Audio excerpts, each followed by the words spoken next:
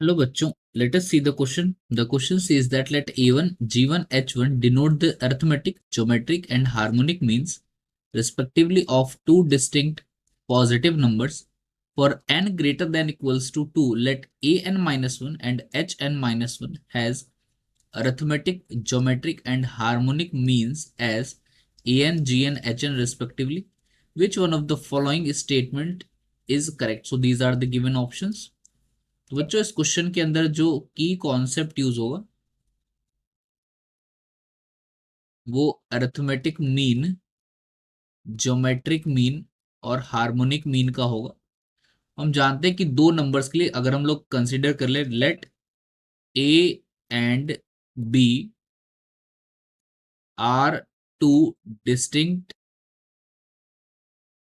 Positive numbers जिसके बारे में सवाल में बात हो रही है, तो इसका अरिथमेटिक मीन जो है वो A1 है। So this will be A plus B by two. Geometric mean G1 है, तो ये आ जाएगा अपने पास square root of A B. और हार्मोनिक मीन H1 ये अपने पास आएगा twice A B upon A plus B, ये हम जानते हैं। तो ये H1 G1 और H1 आ गया। इसके बाद हमें बोला गया कि an-1 और hn-1 अगर ये दो नंबर्स हैं n greater than equals to 2 के लिए, तो अरिथमेटिक मीन इसका an है, ज्योमेट्रिक मीन Gn है और hn क्या है, हार्मोनिक मीन। तो अगर हम बात करें अरिथमेटिक मीन यानी ए एन की, तो ए एन जो है ये क्या है, अरिथमेटिक मीन है an-1 और hn-1 का। So this will become an-1 plus hn-1 upon 2।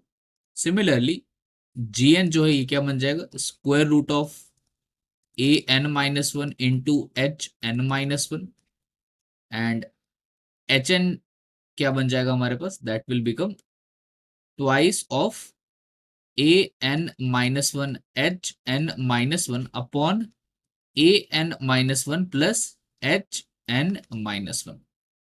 तो हम लोगों को ऑप्शंस में दे रखा है G1 G2 G3, ये सब टर्म्स के बीच का रिलेशन पता करना है।